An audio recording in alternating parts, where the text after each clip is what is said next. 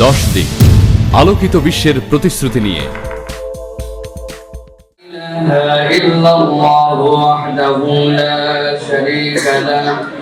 وأشهد أن سيدنا وحبيبنا وطبيب قلوبنا محمد الذي أرسله بالحق بشيرا ونذيرا وداعيا إلى الله بإذنه وسراجا منيرا. فقد قال الله سبحانه وتعالى في كلامه المجيد وفي فرقانه الحميد. أعوذ بالله من الشيطان الرجيم. بسم الله الرحمن الرحيم.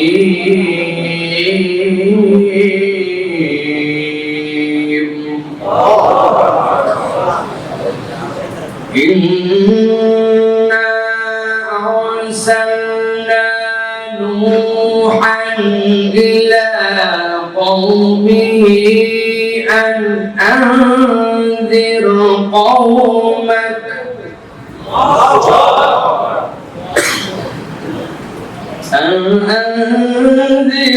قومك من قبل أن يأتيهم عذاب أليم.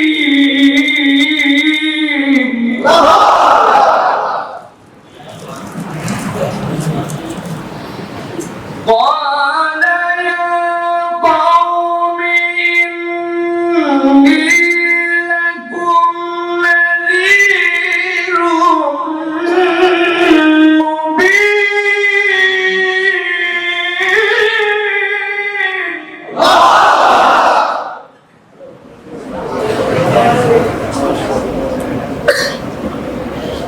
أن اعبدوا الله واتقوه وأطيعون.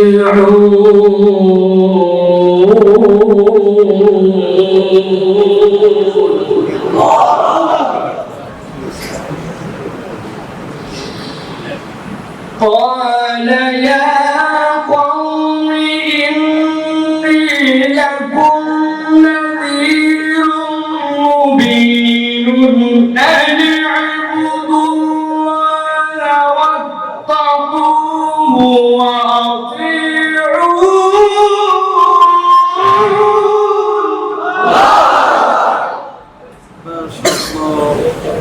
وقال الله سبحانه وتعالى آمرا ومخبرا للمؤمنين والمؤمنات إلى يوم القيامة إن الله وملائكته يصلون على النبي يا أيها الذين آمنوا صلوا عليه وسلموا تسليما. اللهم صل على محمد وعلى آل محمد كما صليت على إبراهيم وعلى آل إبراهيم إنك حميد مجيد. اللهم بارك على محمد وعلى آل محمد كما باركت على إبراهيم وعلى آل إبراهيم إنك حميد مجيد. আলহামদুলিল্লাহ, দয়াময় মেহেরবান মাহমুদ আল্লাহ রাব্বুল আলামিনের শুকরগুজার হচ্ছি যে আল্লাহ রাব্বুল আলামিন আমাদেরকে আজকের এই মাজালিসুল যিকিরে আসা বসার তৌফিক, যোগ্যতা, সুস্থতা আল্লাহ রাব্বুল আলামিন মন মানসিকতা দান করেছেন। সেই রব্বুল আলামিনের কাছে সর্বাগ্রে কৃতজ্ঞ হয়ে সকলে পড়ি আলহামদুলিল্লাহ। দরুদ এবং সালাম বর্ষিত হোক মানবতার মহান মুক্তির দূত আপনার আমার প্রিয় রাসূল জনাব মুহাম্মদুর রাসূলুল্লাহ সাল্লাল্লাহু আলাইহি ওয়াসাল্লাম।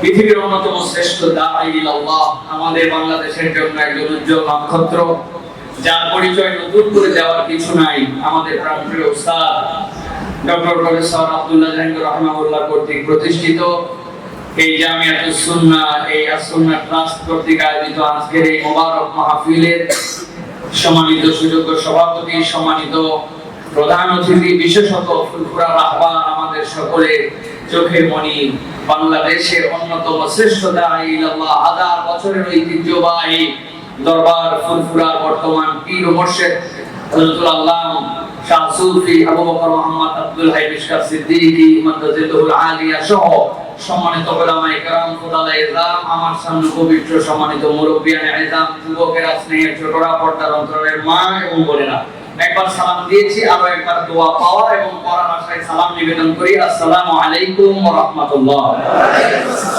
ভালো আছেন ভাই? আমি একদম সংক্ষিপ্ত সময় আপনাদের কাছে কথা বলবো, কারণ আমার যে শিডিউল দেয়া ছিল সেখান থেকে 15 মিনিট আমাদের বাচ্চারা ডিসপ্লে করে দেখিয়েছে। ইনশাআল্লাহ এটা একটা খুবই গুরুত্বপূর্ণ বিষয় ছিল, অনেক ওয়াজের থেকেও এটা ভালো। আমরা তো ওয়াজ করবো, আপনারা মারহাবা দিবেন, খুশি হবেন, আনন্দিত হবেন, সুবহানাল্লাহ আলহামদুলিল্লাহ গরম গরম করে যাবেন, যাওয়ার পরে বলবেন বাপ রে বাপ যা ওয়াজ হইছে হইছে, কিন্তু ব্যাটারি ভর্তি করার সময় মাদ্রাসায়ও দিব না, স্কুলেও দিব না। এই হচ্ছে আমাদের ঈমান। তখন বুঝবো যে যেটা সবচেয়ে ভালো স্কুল কোনটা, ইংলিশ মিডিয়াম কোনটা, সেই জায়গায় আর কিছু শিখাক না শিখাক, আমাদের বাচ্চা কাচ্চারা এমন ভদ্রতা শিখায় যেন রাস্তাঘাটে দাঁড়ায় উঠতে পারে। আর মাদ্রাসায় আর কিছু শিখাইতে পারে না, আর কিছুই পারে না, যেখানে সেখানে গেলে পয়সা মতো শেখায়। এখন এই বসে যে প্রস্তাব করে তারা খালি বসেই প্রস্তাব করে না, আরো কিছু লিখতে পারে, বলতে পারে, সুন্দর করে দোয়া কালমা তাসবিহ করতে পারে।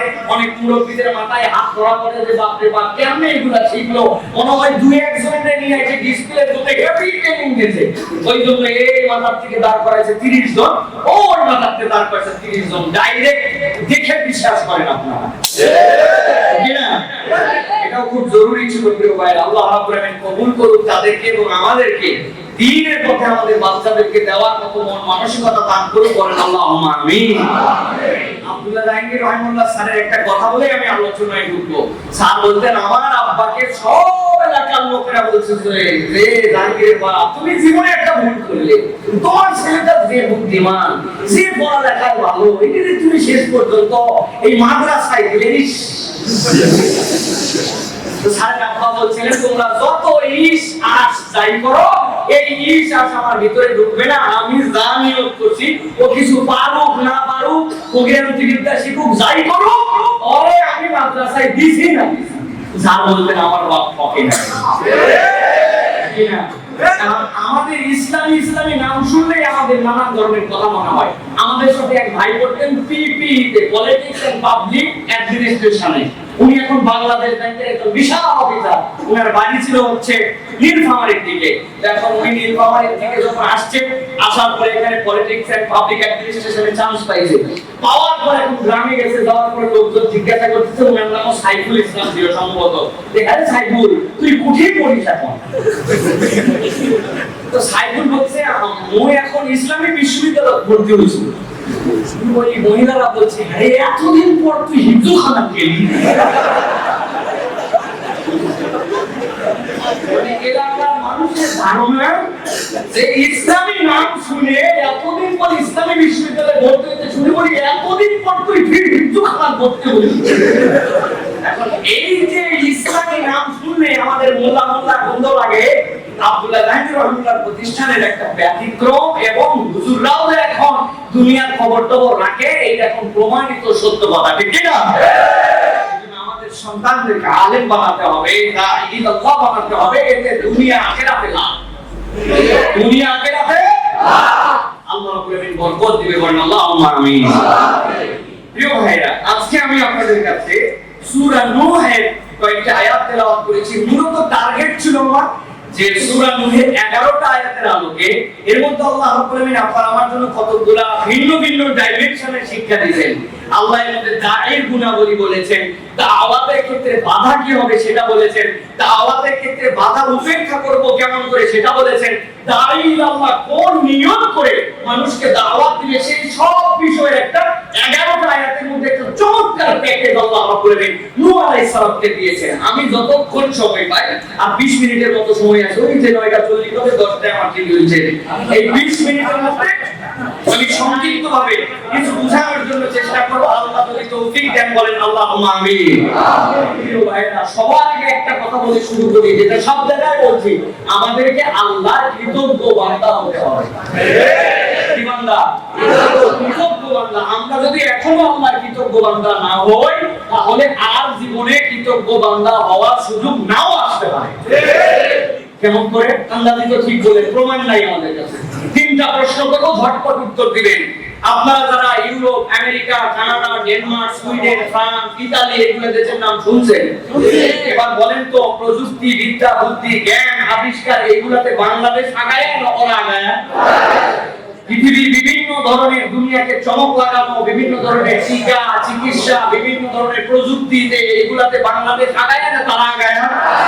মরণাপন্ন রোগীর ট্রিটমেন্ট, তাদের জন্য বিভিন্ন ট্রিটমেন্ট ম্যানেজমেন্ট, বিভিন্ন আধুনিক bypass surgery, open heart surgery, কলিজা ট্রান্সফার, ব্রেন, নানা ধরনের বিদ্যা বুদ্ধিতে আমরা আগায় না ওরা আগায়? এবার উত্তর দেন বুঝে সুঝে, যারা এই 3টা বিষয়ে আগায়, করোনা মহামারীতে বাংলাদেশ আগায় না ওরা আগায়?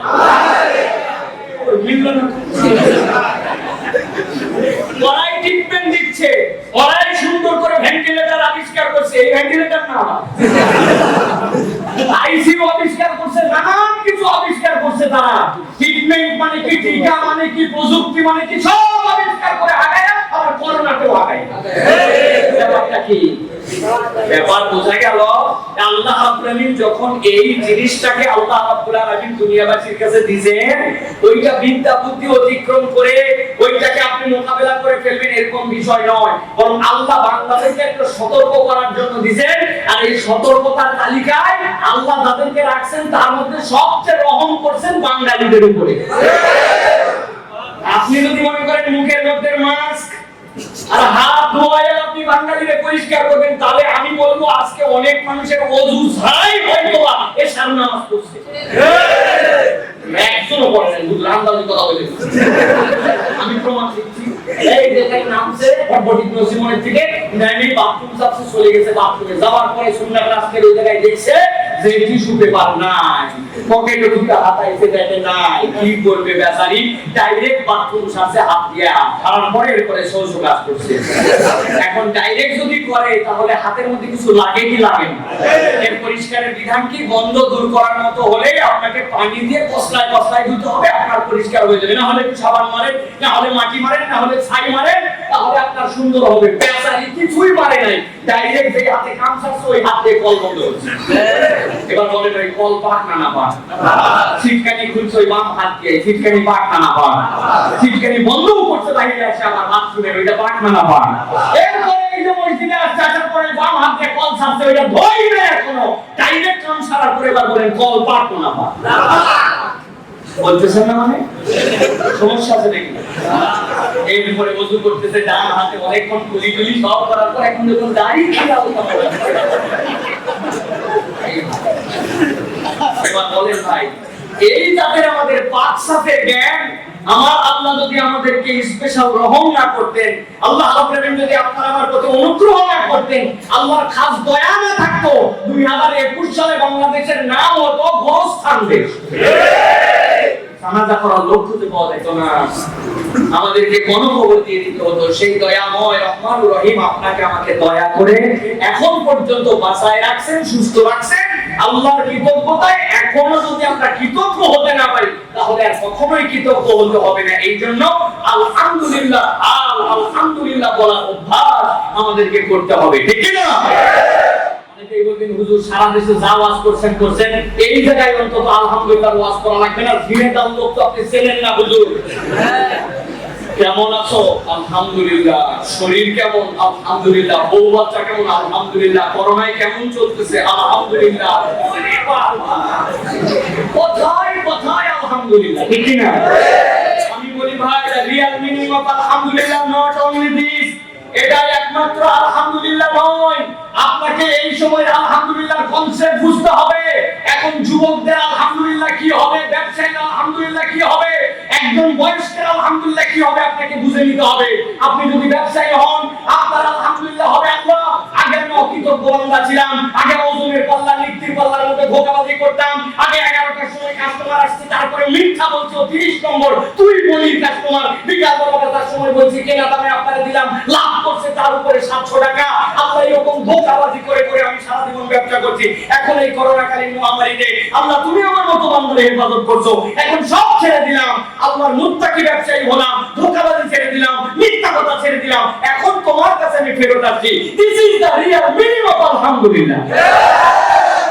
সেটা আলহামদুলিল্লাহ আপনি মুখে বলতেছেন। যুবকের আলহামদুলিল্লাহ, আগে নামাজ পড়তাম এখন নামাজ পড়ি, আগে অন্যায় পথে ছিলাম এখন অন্যায় করি না, বাপ মায়ের কথা শুনতাম এখন বাপ মায়ের কথা শুনি, আগে আমি লম্পট বদমাইশ বাজে ছেলেদের সাথে ঘুরতাম এখন সেখান থেকে ছেড়ে দিয়েছি, সিগারেট বিড়ি অন্যান্য বিভিন্ন জিনিস আমার মধ্যে ঢুকতো এখন সব ছেড়ে আমি এখন আল্লাহর দিকে মুখাপেক্ষী হয়েছে। Allah, this is the true meaning of আলহামদুলিল্লাহ। কত হিন্দু সিনেমায় যায় খবর নিয়ে শুনেন কেমন আছেন আলহামদুলিল্লাহ, এত সস্তা আলহামদুলিল্লাহ। আমার একজন সালাম দিয়েছে আসসালামু আলাইকুম, বললাম কোথায় বড় ভাই, তোমার দেওয়া চাই ভাই ব্রাহ্মণের ছেলে, সালামের পেট শুনে বাবা এরকম কত হিন্দুই তো আলহামদুলিল্লাহ বলছে, কত কেউই তো সালাম দিচ্ছে, তাহলে খালি মুখ দিয়েই আলহামদুলিল্লাহ বললেই যদি হয়ে যেত তাহলে তো সস্তা হয়ে যেত বিষয়টা, ঠিক না? বুঝে নেন আলহামদুলিল্লাহ মানে বুঝেন, মুরব্বী আপনি আলহামদুলিল্লাহ মানে বুঝেন।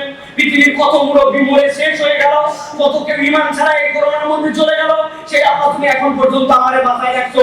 আমি আর ওই মোড়ের দোকানে বসে গিবত কমিটির সভাপতি সেক্রেটারি এবং ক্যাশিয়ারের সাথে আড্ডা দিই না, বিকালবেলা যে চা খাওয়ার নামে গিবত গিল্লা উমুক তুমুক ফালতু কথা বলা, মুখ দিয়ে গালি দেওয়া, বউয়ের সাথে মেজাজ দেখানো, অন্যায় আচরণ করা, আইন খেলা, জমি খেলা, দুনিয়া ধরনের বদমাইশি যত বুদ্ধি ছিল আল্লাহ, বান্দার হক ফিরাই দিলাম, মাপ চাইলাম, তোমার কাছে মাপ চাইলাম আল্লাহ, আমি তোমার কাছে কৃতজ্ঞ হয়েছি, এখন আমারে তোমার বান্দাদের মধ্যে শামিল করে নাও। This is the meaning of আলহামদুলিল্লাহ। বুঝে বলেন আলহামদুলিল্লাহ, খালি আল্লাহকে আলহামদুলিল্লাহ বলেন। এখন দেখেন আমাদের আলহামদুলিল্লাহ কোন কোন জায়গায় গ্যাপ আছে, বাড়িতে যাই চিন্তা করবেন। আল্লাহ রাব্বুল আলামিন তার রাসূল সাল্লাল্লাহু আলাইহি ওয়াসাল্লাম যে রাসূল সর্বশেষ আসলেন, সেই রাসূলের কাছে হযরত নূহ আলাইহিস সালামের এই আয়াতগুলোকে আল্লাহ রাব্বুল আলামিন কেন দিলেন, বান্দাদের একটু চিন্তা করার বিষয় আছে। আল্লাহ রাব্বুল আলামিন কেন বান্দাদেরকে কিয়ামত পর্যন্ত এই কিতাবটা সংরক্ষিত থাকবে, সেই কিতাবের মধ্যে আল্লাহ সূরা নূহ কেন দিলেন, নূহের কথা কেন বললেন, আল্লাহ রাব্বুল আলামিন এই জন্য দিচ্ছেন নূহ আলাইহিস সালামের দাওয়াত সেইটা মুহাম্মদ সাল্লাল্লাহু আলাইহি ওয়াসাল্লামকে এই পর্যন্ত আনা হলো। এই জন্য আল্লাহ নবীর পরে আর কোন নবী আসবে না, কোন রাসূল আসবে না, কিন্তু ইসলামের এই দাওয়াতটা কিয়ামত পর্যন্ত অব্যাহত থাকবে। এই দাওয়াতের কার্যক্রমে একজন দাঈ আল্লাহর রুচি কেমন হবে, ওই দাওয়াতে চলতে গেলে তার কোন ধরনের বাধা আসবে, ওই দাওয়াতটা যদি সে ফলপ্রসূ করতে চায় তাহলে কোন ধরনের কাজ তাকে দুনিয়ার বুকে করতে হবে। মুহাম্মদ সাল্লাল্লাহু আলাইহি ওয়াসাল্লাম চলে যাবে কিন্তু এই কিতাব থেকে যাবে, আল্লাহর নবীর জীবন কবজ হয়ে যাবে। তার পক্ষে যারা দাওয়াত দিবে তারা যেন নূহ আলাইহিস সালাম থেকে অনুপ্রেরণা নিতে পারে। সুবহানাল্লাহ। আল্লাহ রাব্বুল আলামিন বলেন ইন্না আরসালনা নূহান ইলা কওমিহি আন আনজির কওমাকা মিন ক্বাবলি আন ইয়াতিয়াহুম আযাবুন আলীম। আল্লাহ রাব্বুল আলামিন বলেন হে নূহ, আপনি আপনার কওমের কাছে যান। কেন যাবেন আপনি তাদের কাছে?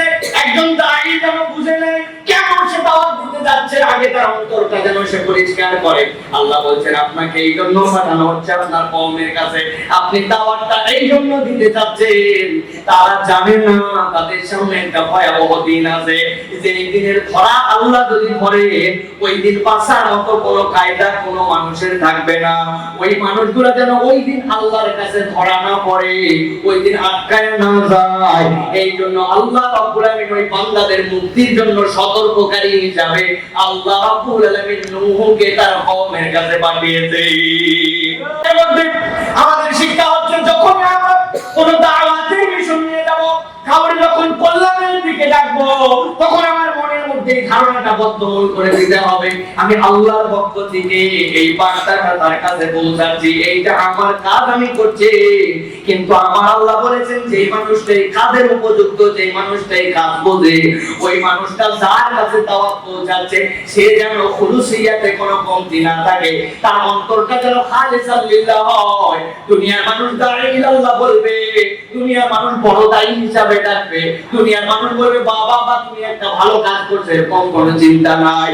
আমার চিন্তা হচ্ছে এই মানুষগুলাকে আমি যদি সতর্ক বার্তা না পৌঁছাই, এই মানুষগুলা তো আল্লাহর আপনার দাবানবে, সেই দিন ধরা খেয়ে যাবে। আমি আল্লাহর বান্দা হিসাবে আল্লাহর দেওয়া দায়িত্ব পালনের জন্য এই দাওয়াত দিতে যাই। হযরত নূহ আলাইহিস সালাম কি বলছেন? তার কওমের কাছে আসলেন, আসার পরে বলছেন ক্বালা ইয়া কওমি ইন্নী লাকুম নাযীরুম মুবিন।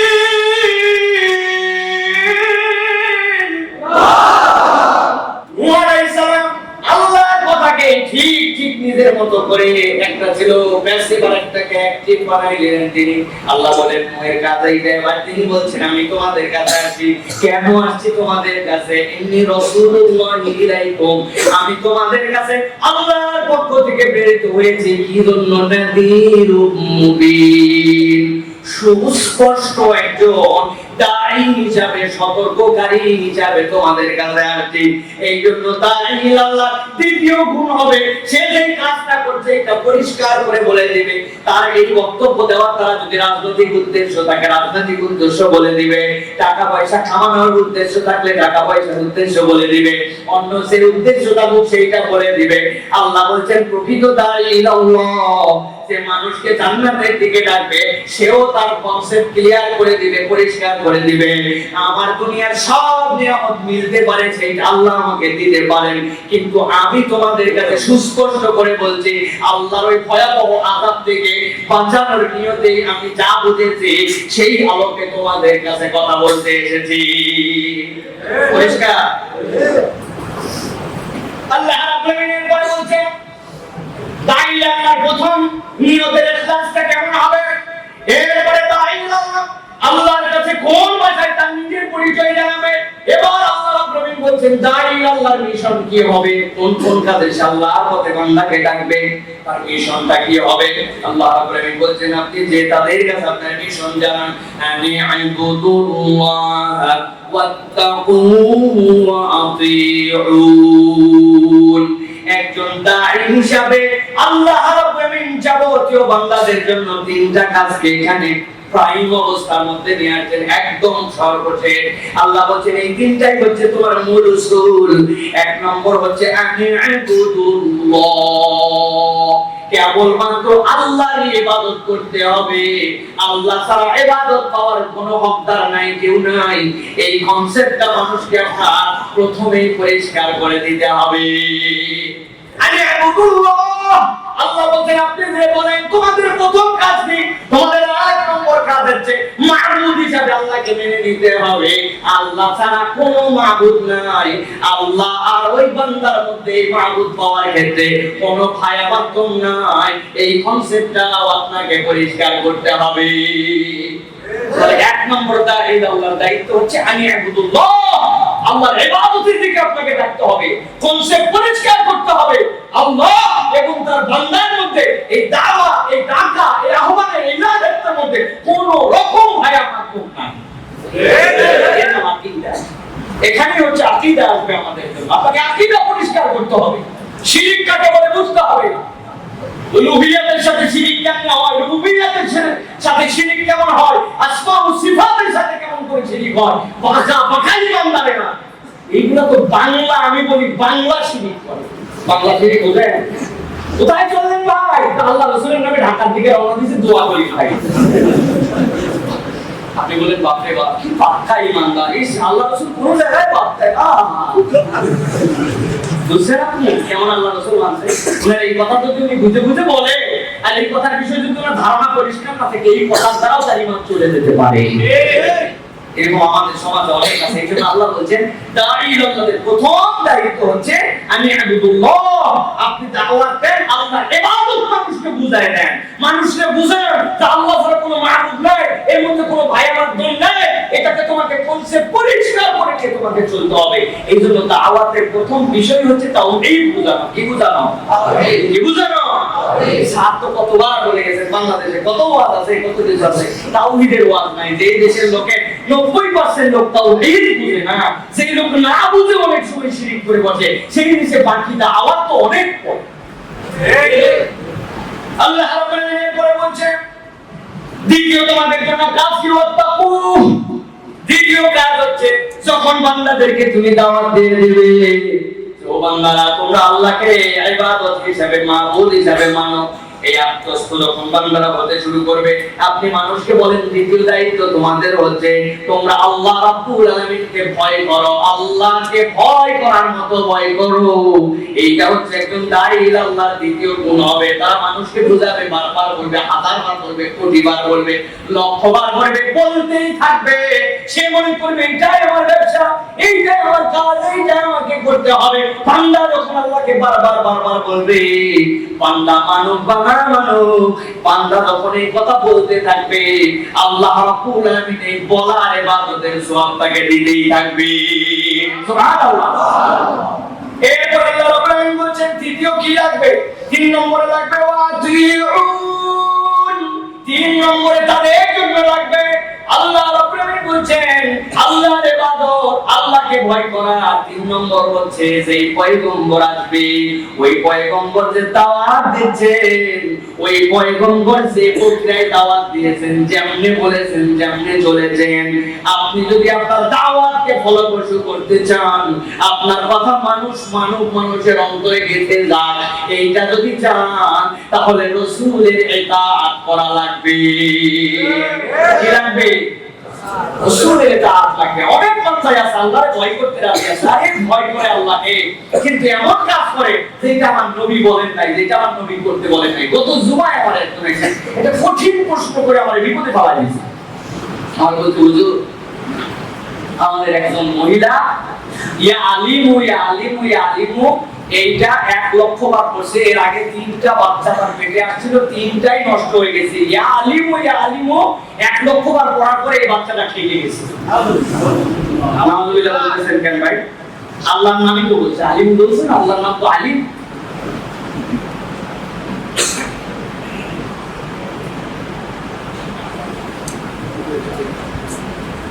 শেষ করেছি, তাহলে প্রিয় ভাইরা, এই যে কনসেপ্টটা বুঝেন, আল্লাহ রাব্বুল আলামিন বলেছেন ওয়ালিল্লাহি আসমাউল হুসনা। আল্লাহ রাব্বুল আলামিন সুন্দর সুন্দর নাম আছে, সেইগুলো নাম দিয়ে তোমরা আল্লাহকে ডাকো। তা আল্লাহ রাব্বুল আলামিনের নামে ডাকা খারাপ কাজ না ভালো কাজ? কিন্তু বিষয়টা একটু ভিন্ন রকম। বিষয়টা হচ্ছে আমার রাসূল সাল্লাল্লাহু আলাইহি ওয়াসাল্লাম এইরকম কোন ওয়াজিফা কি আমাদের দিয়ে গেছেন কিনা? ও ব্যক্তিগতভাবে এটা আমল করে উপকার পেতেই পারে। আল্লাহ রহমান নাম আপনি ডাকছেন, রাহিম নাম ডাকছেন, কোটিবার করছেন, লাখবার করছেন, হাজারবার করছেন, কিন্তু আপনি এইটাকে অন্য কারোর জন্য প্রেসক্রিপশন বানায় ইবাদতে রূপান্তর করতে পারবেন না। বুঝতে পারছেন বিষয়টা? আরেকজন আমারে প্রশ্ন করছে যে হুজুর, আমি যখন বাইরে যাই শত্রুর থেকে বাঁচার জন্য করি, কি করি? ও যে আল্লাহ মিন বাইনি আইদিহিম সাদদাম ওয়া মিন খালফিহিম সাদদান ফাশাইনাহুম ফাহুম লা। আল্লাহ নবী আল্লাহ রাব্বুল আলামিন এটা দিয়ে সেভ করছেন সেই এর দিনে, হিজরতের দিনে। অতএব হুজুর, এটা কি আমরা আমল হিসাবে নিতে পারি কিনা শত্রুর চোখে ধোঁকা দেওয়া আমল? আমি বললাম যে ভাই, এইটা নবী করিম সাল্লাল্লাহু আলাইহি ওয়াসাল্লামকে আল্লাহ রাব্বুল আলামিন ওই রাতে পড়ায়া ওই হিজরত করাইতেন, কিন্তু নবীজি তো হিজরতের থেকেও বড় বড় দুই একদিন আরো বিপদে পড়ছিলেন। ওহুদে এমন বিপদ, রাসূলুল্লাহ সাল্লাল্লাহু আলাইহি ওয়াসাল্লামকে 3 পর্যন্ত মারতেছে। এখন নবীজির যখন বর্ণটা গালের মধ্যে ঢুকে গেল, দন্দন মুবারক শহীদ হয়ে গেল, তো নবী সাল্লাল্লাহু আলাইহি ওয়াসাল্লামকে না দেখে ওই তীর মারছিল না দেখে? কথা বলেন না, না দেখে না দেখে? নবীরে না দেখে কেন মারলো? তো দেখে তো মারলো। তাহলে নবী করিম সাল্লাল্লাহু আলাইহি ওয়াসাল্লাম ওই দিন এই আমলটা করলেই পারতেন যে আল্লাহ মিন বাইনি আইদিহিম সাদদাম ওয়া মিন খালফিহিম সাদদান ফাশাইনাহুম লা। শত্রু নবীজিকে দেখতেই পায় না, কই তীর মারে? কথা ঠিক না? তার মানে বুঝা গেল এই আমল করা যেতে পারে, কেউ ব্যক্তিগতভাবে প্র্যাকটিস করতে পারে। কোরআনের একটা আমল তার মধ্যে মনে হয়েছে এইটা তিনি বলতে পারেন, কিন্তু এইটাকে যদি আপনি ইবাদত বানান, এইটাকে যদি ওয়াজিফা বানান এবং রাসূল সাল্লাল্লাহু আলাইহি ওয়াসাল্লামের সুন্নাতের বাহিরে এইটাকে আপনি বলেন যে এইটা করলেও এইটার মুক্তি পাবে তুমি, তাহলে বোঝা গেল আল্লাহর রাসূলের ইতাআত আপনার দ্বারা হয় না। ইবাদত কাকে বলে বুঝছেন? এই জন্য কনসেপ্ট আমাদের পরিষ্কার করে নিতে হবে। আল্লাহ এই জন্য বলছেন প্রথম কাজ কি?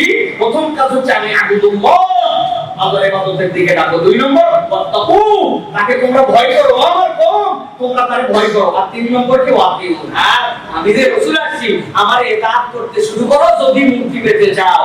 রাসূল আরবি সাল্লাল্লাহু আলাইহি ওয়াসাল্লামের ব্যাপারে আল্লাহ কোরআনে অন্য জায়গায় একই কথা বলেছে, কুল ইন কুনতুম তুহিব্বুনাল্লাহ ফাত্তাবিউনি ইউহিব্বুকুমুল্লাহ। তোমরা যদি আল্লাহ রাব্বুল আলামিনের ভালোবাসা পেতে চাও রাসূলের ইতাআত লাগবে। সুতরাং তাই আল্লাহ আমরা যারা আমাদের ডাকার ক্ষেত্রে অন্য মানুষকে আহ্বানের ক্ষেত্রে আমরা এই তিনটা মৌলিক উসুল এই ক্ষেত্রে মনে রাখবো। এবার আমরা দেখব যে এই দাওয়াত যদি আমরা দেই মানুষকে আমরা কি বলবো, যে এই দাওয়াত দিয়ে তুমি কি পাবে, মানুষকে তাকে মোটিভেট করতে হবে, তাই না? আপনি আসার পরে এই যে শেখ আহমদুল্লাহ একটু আগে বলে গেলেন এমন কড়া দাওয়াত দিছে, দাওয়াতে ঠেলায় ওর জন্য বদদুয়া করছে। উদাহরণ দেই একটা, ছোটবেলায় আমি মসজিদে গেছি, নামাজ আযান হয়ে গেছে, বাড়ির কাছেই তো মসজিদ, সাথে সাথে আগে মসজিদে গেছি। কি জন্য গেছি জানেন? রিয়াদুস সালেহিন একটা বাসাতে ছিল, একদিন রিয়াদুস সালেহিন পড়ছে, আল্লাহ নবীর থেকে একটা হাদিস আসছে, তোমরা যদি প্রথম কাতারের মর্যাদা জানতে তাইলে লটারি মটরি দেওয়ার মতো অবস্থা হয়তো। আপনারা শুনছেন এরকম হাদিস? প্রথম কাতারের যে মর্যাদা পুরো প্রতিযোগিতায় লেগে। আমি চিন্তা করছি বাবা নবী বলছেন এই কথা, আছে যা আছে কপালে হুজুর বরাবর জায়গা, হুজুর বরাবর দাঁড়াইছি। কতগুলো মুরব্বী, একটা 29 বাজে, একটা 29 সেকেন্ড ডিজিটাল করি না বুঝিয়া দেখে তখন করতে করতে মসজিদের মধ্যে কেমন ঢুকছে, ঢুকে দেখি এতটুকু একটা সামনে, ওইখান থেকে তোমার মেজাজ একদম সোরা এই পর্যন্ত আমি তো বিচারছি না, আমি আইছি কখন তুমি জানো না কি কথা? আজান শুনে আইছি আর তুমি 30 সেকেন্ড এসে আমার পিছাতে বলতে আমি বিচারছি না, আমি শক্ত হয়ে দাঁড়ায় আর কানটা ধরে পিছনে এরকম করে দিয়েছে। আমি পুরো নামাজ কানছি, যতক্ষণ নামাজ পড়ছি ততক্ষণ কানছি। মুরব্বী চেহারা আমার এখনো ভাসছে, মরে নাই এখনো। আমি মাফ করে দিছি আল্লাহ, যে যেটাই করবো, কিন্তু এই কষ্টটা আমার অন্তরের মধ্যে ছোটবেলায় উনি দিছে, উনি তো ভালো নিয়তেই দিছে। কি জন্য দিছে? যে পাকসাপের বিধান জানে কিনা, ওযু ঠিক করছে কি করে নাই, কেমনে সে চলবে কি চলবে না, সূরা কেরাত শিখছে কিনা, সামনে যদি এই জায়গায় ইমাম সাহেবের বরাবর পিছনে দাঁড়ায়, ইমাম সাহেবের যদি ওযু ছুটে যায় তাহলে পিছন থেকে একজনের সামনে টেনে তো নামাজে দেওয়া হবে পারবে না। উনি খুব পজিটিভ নিয়তেই আমার কান ধরে পিছায় দিয়েছে। খারাপ কিছু করছে? খারাপ করতে করছে, পুরাটা সময় আমার চোখ দিয়ে খালি পানি করছে। তার মানে বোঝা যায় যে দাওয়াতের ক্ষেত্রে এইরকম ভাবে আমাদেরকে এই বিষয়টাও পরিষ্কার রাখতে হবে যে আমি কেন দাওয়াত দিচ্ছি। আল্লাহ রাব্বুল আলামিন সেই কনসেপ্টটা আমাদের কাছে তুলে ধরতে বলছেন।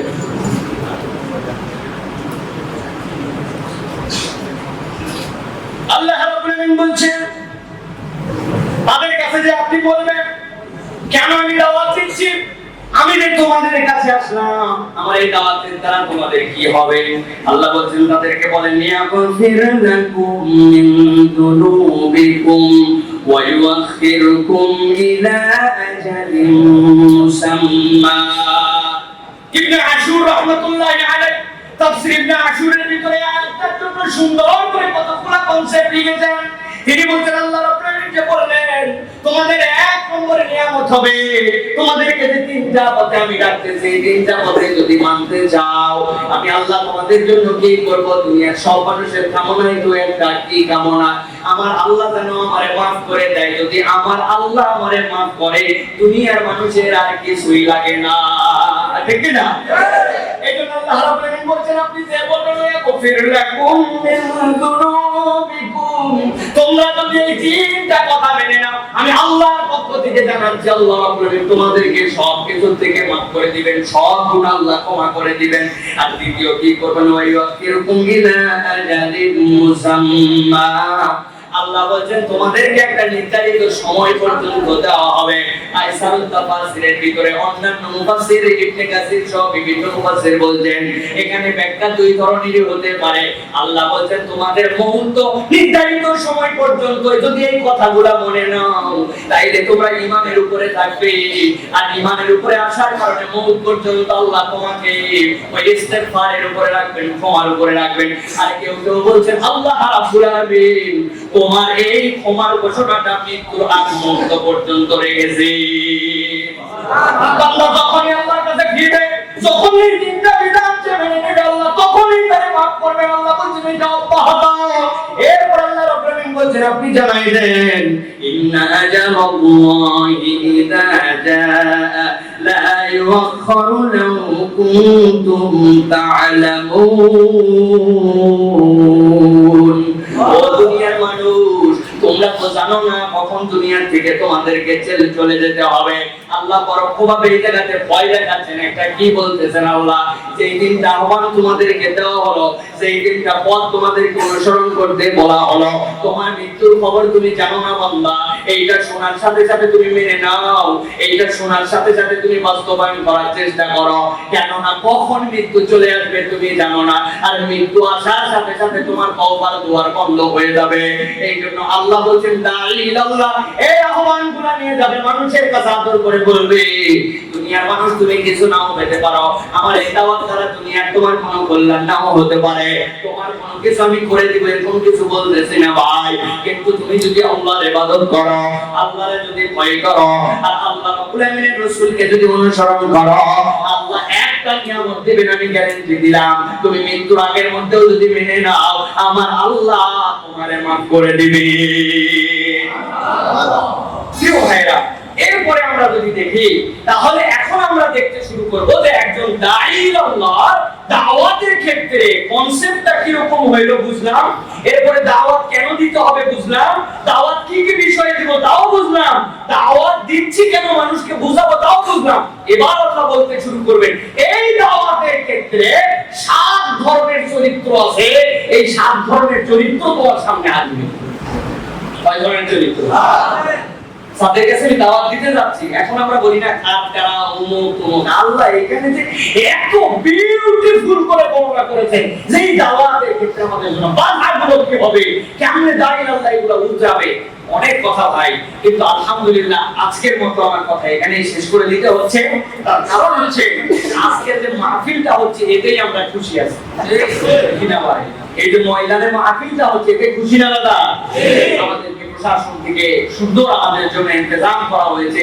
তারা কিছু রেস্ট্রিকশন, তাদেরও সাংবিধানিক বিষয়ের কারণে, তাদেরও রাষ্ট্রীয় বিধিবিধানের কারণে আমাদেরকে কিছু সিস্টেমের মধ্যে এনেছে। সেই হিসাবে আমাদেরকেও সেটাও মানতে হবে। সেই হিসাবে বলতেছি আমি নিজে ব্যক্তিগতভাবে আমার জীবনে যত খুশি হয়েছে তার মধ্যে শ্রেষ্ঠ খুশির একটা হচ্ছে আমার ওস্তাদ আব্দুল জাকির রাহিমাহুল্লাহ এই সুন্নাহ ক্লাসে আমার মতো এরকম একজন মানুষরে আর কিছু কথা বলার মতো এখানে আল্লাহ রাব্বুল আলামিন বসাইছে, এটা আমার জন্য বিশাল সফল। আলহামদুলিল্লাহ, এইটুকুই যথেষ্ট। আল্লাহ রাব্বুল আলামিন আমাদেরকে কবুল করুন। যদি কখনো